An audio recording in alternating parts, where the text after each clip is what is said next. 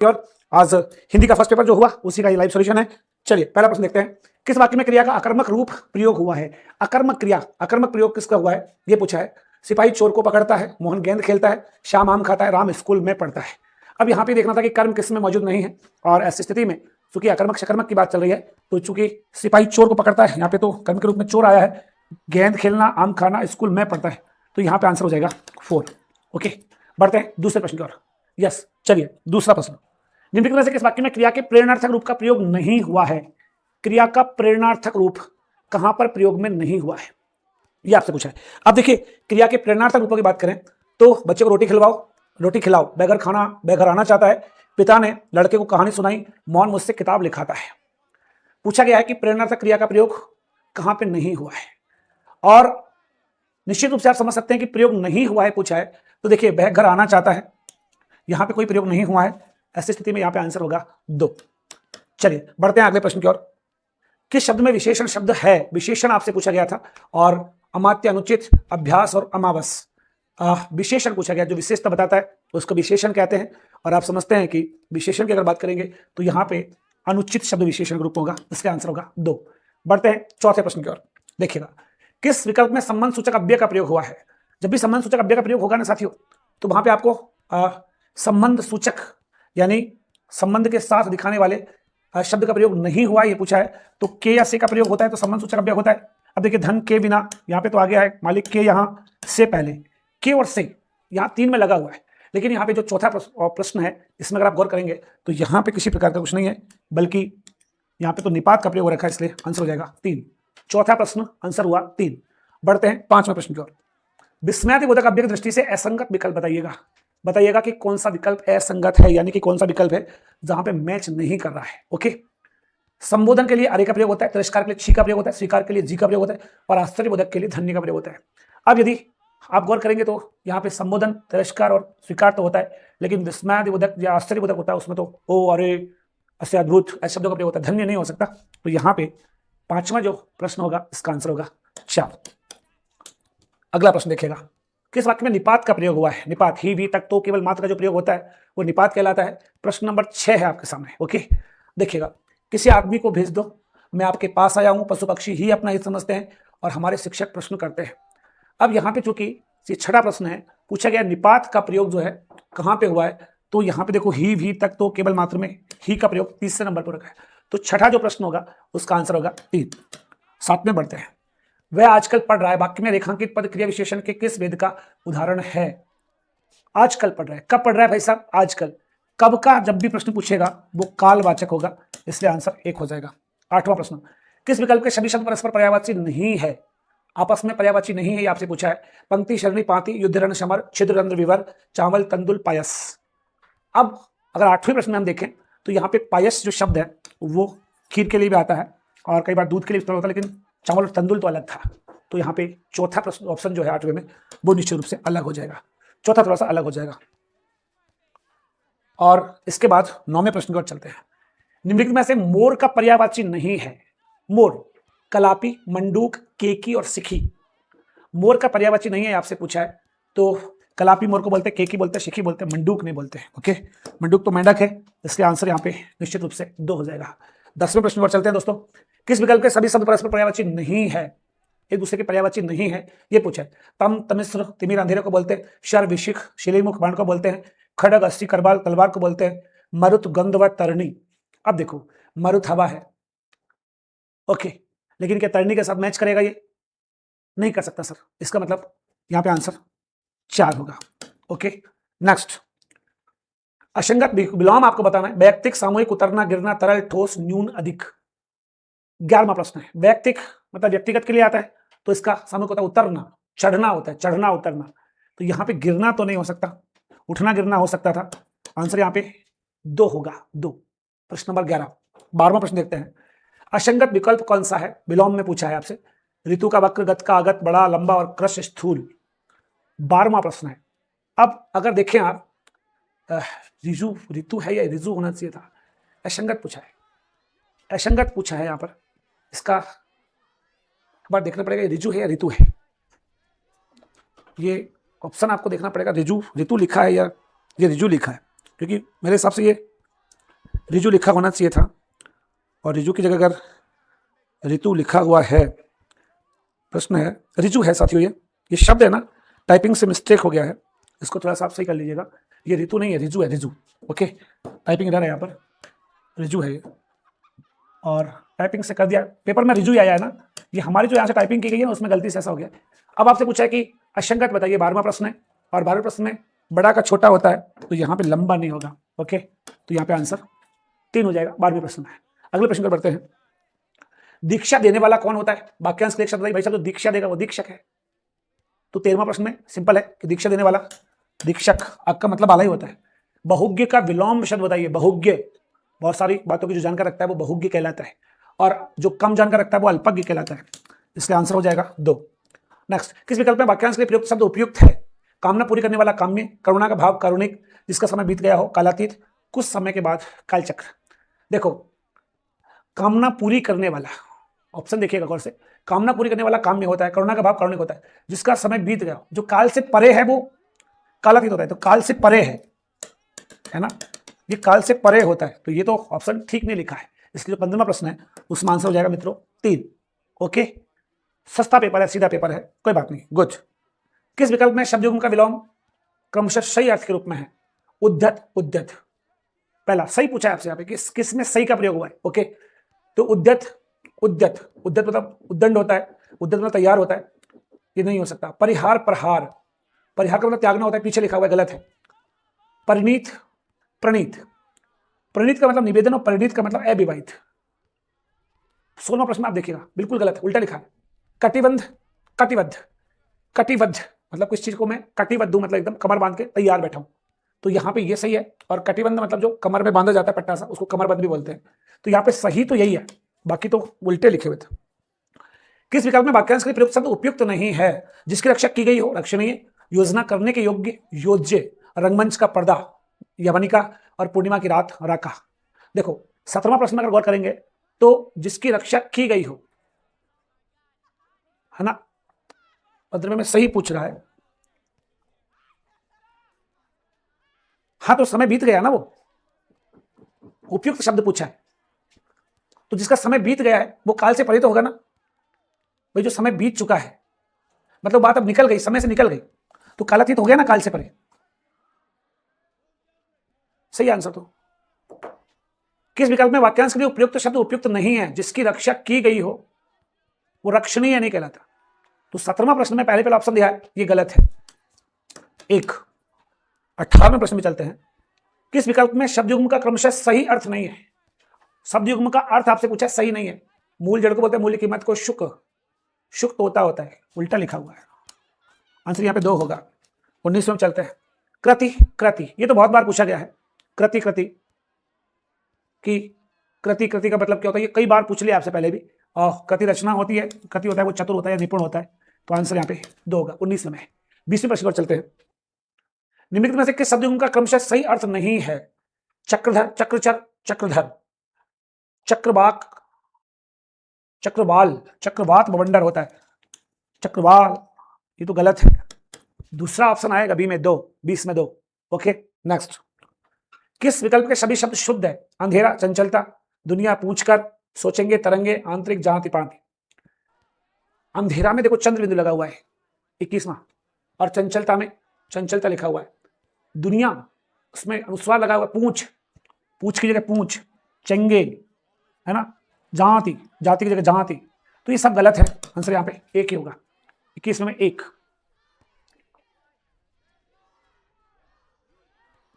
Next, अशुद्ध शब्द नहीं है। झोपड़ी, भगीरथी, विमूढ़, प्रस्ताविक, इनमें से कौन सा शब्द अशुद्ध नहीं है? इसका मतलब ये हुआ कि सीधी सीधी बात, शुद्ध कौन सा ये बता दीजिएगा। तो झोपड़ी में तो ये गलत है, भगीरथी नहीं होता, भागीरथी होता, विमूढ़ सही है, विमूढ़ सही शब्द है।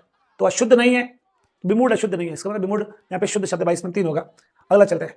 निम्न में शुद्ध शब्द कौन सा है? आशीर्वाद, अक्षोहिणी, दुष्कर, प्रतिछाया। देखो दुष्कर में षटकोण आता है, प्रतिछाया में प्रतिछाया आता है, और अक्षोहिणी को दिक्कत नहीं है, इसको आपको ऐसा लिखना चाहिए था, आशीर्वाद, दुष्कर और ये प्रतिछाया। लेकिन यहाँ पे ये तो बिल्कुल ठीक है, अपवाद है, गुणस्वर संधि में पढ़ते हैं इसको, अपवाद में आंसर होगा 2। नेक्स्ट, किस विकल्प में सभी शब्द शुद्ध है? प्रामाणिक, पौराणिक, यौगिक, सौंदर्यता, कौशल, बाहुल्यता, वैदिक, दोपहर, निर्दोषी, व्यवहारिक, व्यवहार, लघुत्तर। 24वां प्रश्न है, देखिए प्रामाणिक प्रमाण प्लस से बनाए, पुराण प्लस से पौराणिक बनाए, योग प्लस से यौगिक बनाए। सौंदर्यता में ये और ता दो लग गए, गलत है। वैदिक में मात्रा 2 होती, व्यावहारिक में आ होता, सब गलत है। पहले ऑप्शन से पता चल रहा है, इसका मतलब आंसर 1 होगा। अशुद्ध शब्द है स्निग्ध स्पर्श सौराष्ट्र स्वर्गीय, प्रश्न है 25वां, और स्वर्गीय में आप जानते हैं ऐसे लिखा जाता है इसको, इसलिए आंसर होगा 4। 26 प्रश्न पढ़ते हैं मित्रों। अशुद्ध शब्द है अनुसरण, अभ्यस्त, अध्यावसाय, अभिष्ट। Question number 26। अब देखो अध्यवसाय, अनुसरण, अनुसरण तो ठीक है, अभ्यस्त भी ठीक है, अभिष्ट भी ठीक है। अध्यवसाय, अध्यावसाय, अध्यव होता है अध्यव, आब नहीं होता यहाँ पे, तो ये गलत है, इसलिए आंसर होगा 26 में 3। ओके 27 को चलते हैं।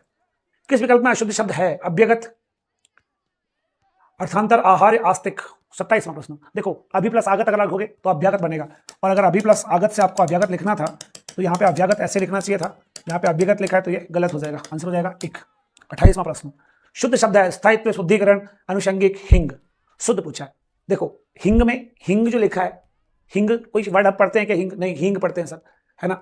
स्थायित्व शुद्ध पूछा है, तो 28वें प्रश्न में अगर हम शुद्ध देखेंगे तो स्थायित्व शुद्ध शब्द है। ओके, और बाकी शुद्धिकरण में मात्रा बड़ी आती है शुद्धिकरण की, तो ये गलत है। अनुषंगिक ठीक है, अनुषांगिक होता है, अच्छा तो गलत है, और अनुषांगिक होता है और हींग होता है, तो शुद्ध शब्द आपसे पूछा है और शुद्ध शब्द यहाँ पे स्थायित्व, इसलिए 28वां जो प्रश्न होगा उसका आंसर होगा 1। नोट कर देना, 28 नोट। अगला चलते हैं। निम्नलिखित में से किस विकल्प में का परसर का प्रयोग संबंध कारक के लिए नहीं हुआ है। का परसर का प्रयोग लिख के देना, निम्नलिखित में से किस विकल्प में का परसर का प्रयोग संबंध कारक के नहीं हुआ है।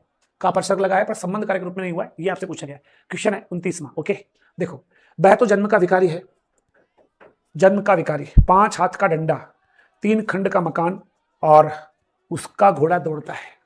पूछा है संबंध कारक का प्रयोग किसके रूप में नहीं हुआ है, कारक के रूप में।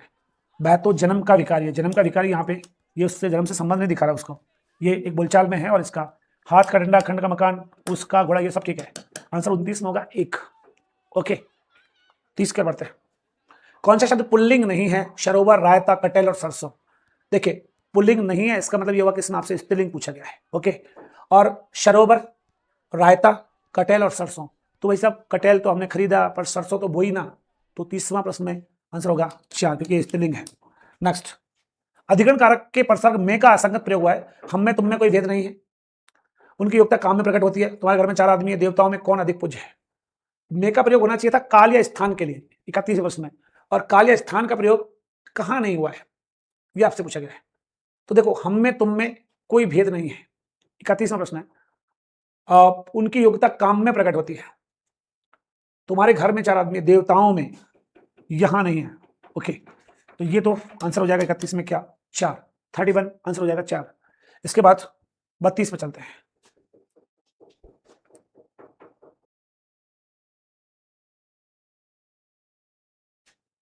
निम्न में से एक सदैव बहु एक वचन क्रिया के साथ होने वाला शब्द कौन सा है। दाम, होश, आग, भाग्य, जो सदैव एक वचन के साथ प्रयोग होता है। 32वां प्रश्न है।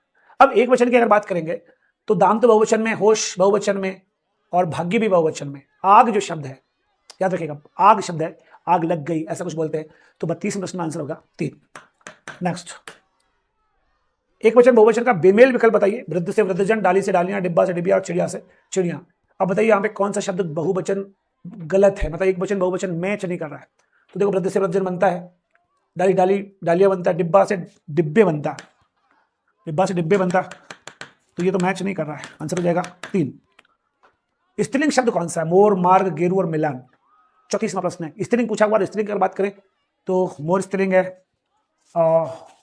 मार्ग, मोर, मोर पुल्लिंग शब्द है, हाँ मोर पुल्लिंग है। पूछा क्या स्त्रीलिंग शब्द, ओके मार्ग पुल्लिंग है, गेरू, गेरू होगा यहाँ पे आंसर 3। 34वां प्रश्न है, आंसर होगा 3। संदिग्ध भूतकाल का प्रयोग किस वाक्य में है। संदिग्ध भूतकाल, भूतकाल में संदेह होगा, उससे उसे हमारी चिट्ठी मिली होगी। मरा घोड़ा खेत में पड़ा है, नगर में एक साधु आए हैं और राजा बैठे हैं। संदिग्ध का मतलब है डाउटी, जहां पे आपको डाउट हो और भूतकाल की बात हो रही हो, तो उससे हमारी चिट्ठी मिली होगी, है ना। यहाँ पे संदेह और भूतकाल की कंडीशन है, आंसर है 1। ऐसा करो जिसमें बात बन जाए, काल पूछा गया है कि ऐसा करो जिसमें बात बन जाए। 36वां प्रश्न आपके सामने है, और अगर गौर करेंगे आप तो ऐसा करो जिसमें बात बन जाए भविष्य की संभावना को लेकर है, तो संभाव्य भविष्य है। समान भविष्य तो नहीं हो सकता, ये तो संभाव्य भविष्य है। ओके, सदा सुखी रहो वाक्य किस व्यक्ति से संबंधित है? सदा सुखी रहो, ये मेरी इच्छा है कि आप सदा सुखी रहें, तो इच्छार्थ व्यक्ति होगी, आंसर होगा 3। क्वेश्चन था 37वां। 38 पर चलते हैं। किस विकल्प में मध्य पुरुष का प्रयोग हुआ है? हम पहले भाग के आरंभ में लिखा है, जो बातें मुनि के पीछे हुई सो उनसे कह दी, हे रेवतक तुम सेनापति को बुलाओ, कुंभलिक मुझे क्या दोष है, यह तो तुम्हारा कुल धर्म है। पूछा है मध्यम पुरुष। मध्यम पुरुष वो होता है जो श्रोता होता है, सुनने वाला होता है, और यहाँ पे आपसे पूछा गया सुनने वाला कौन है, ढूंढ दो। ओके, तो हम पहले तो उत्तम पुरुष हो गया, और उनसे अन्य पुरुष हो गया तुम यहाँ पे ये 3 हो जाएगा मध्य पुरुष। तू तुम तुझे तुम्हें तुझसे तुमसे ऐसे शब्दों का प्रयोग होता है, तो मध्यम पुरुष श्रोता के रूप में होते हैं। 38 में 3 आंसर हो जाएगा। 39 को बढ़ते हैं। भाववाच्य संबंधित वाक्य कौन सा है? मेरे द्वारा पुस्तक पढ़ी गई, वहां कैसे बैठा जाएगा, तुमको यह लिखा जाता है, सिपाही सरदार बनाया गया। अब देखो भाववाच्य क्रिया एक वचन पुल्लिंग होती है, आपको पता है। अब यहाँ पे ये तो स्त्रीलिंग है, तो ये तो भाववाच्य हो नहीं सकता। वहां कैसे बैठा जाएगा, वहां कैसे उठा जाएगा, वहां कैसे गाया जाएगा। अब यहाँ पे क्रिया पुल्लिंग भाव में है, तो जब भी भाववाच्य होगा ना, वहां पे कर्ता और कर्म दोनों की नहीं चलती, बल्कि भाव की चलती है, इसलिए आंसर हो जाएगा 2। नेक्स्ट, किस विकल्प में कर्मवाच्य नहीं है? इत्तला दी जाती है, मेरे द्वारा व्यायाम किया जाता है, या फिर देखा जाएगा, रानी ने सहेलियों को बुलाया। 40वां प्रश्न है। देखो रानी ने सहेलियों को बुलाया, है ना, रानी ने सहेलियों को बुलाया। अब सहेलियों को बुलाया, लड़के को बुलाया, लड़के को बुलाया, किसको बुलाया? ये भाववाच्य, क्रिया एक वचन पुल्लिंग फिक्स है, तो ये आंसर हो जाएगा 4। 40वां प्रश्न है, उसमें आंसर 4 होगा।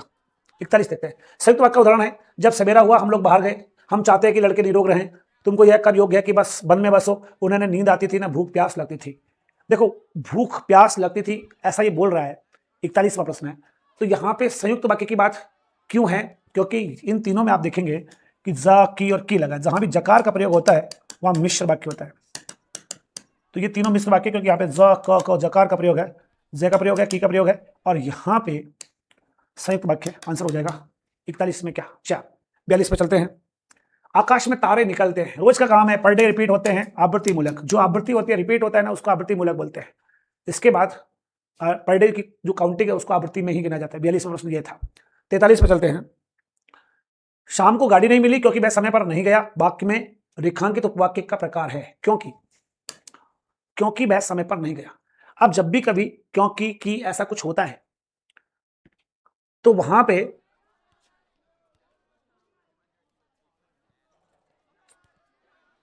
आपसे पूछा है रेखांकित उपवाक्य, नहीं गया, प्रधान उपवाक्य, संज्ञा उपवाक्य, विशेषण उपवाक्य और क्रिया विशेषण उपवाक्य।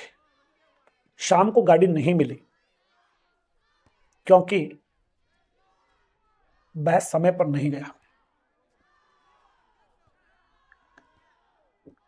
कब नहीं गया? समय पर नहीं गया। कब का प्रयोग होता है? कालवाचक है। कहां का प्रयोग होता है? स्थानवाचक है। कितना का प्रयोग होता है? परिमाणवाचक है। कैसे का प्रयोग होता है? तो निश्चित रूप से रीतिवाचक है।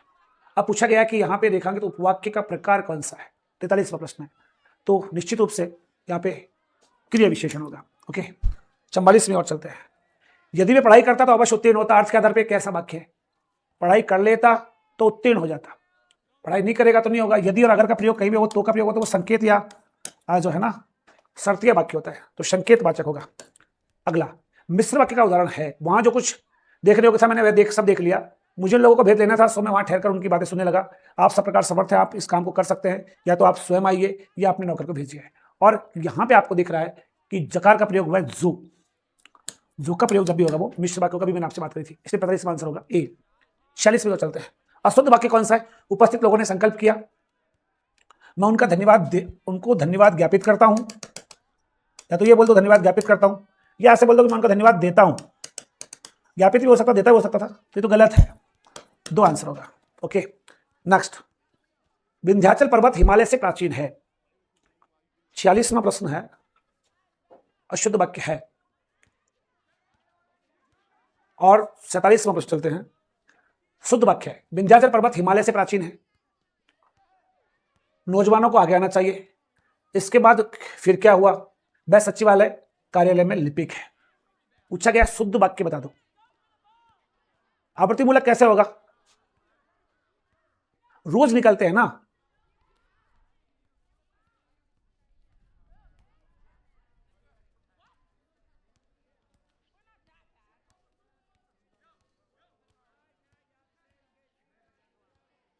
अब इसमें है ना, देखो थोड़ा सा ये भी एक ट्विस्ट है कि संकल्प है ना वो भी लिया जाता है और प्रतिज्ञा प्रतीक्षा की जाती है, बात सही है। पर वो ऑप्शन के आधार पे फिर यहाँ पे तो यही चूज करना पड़ेगा, धन्यवाद ज्ञापित करता हूं या धन्यवाद देता हूं, ये होता है। धन्यवाद करता हूं नहीं होता।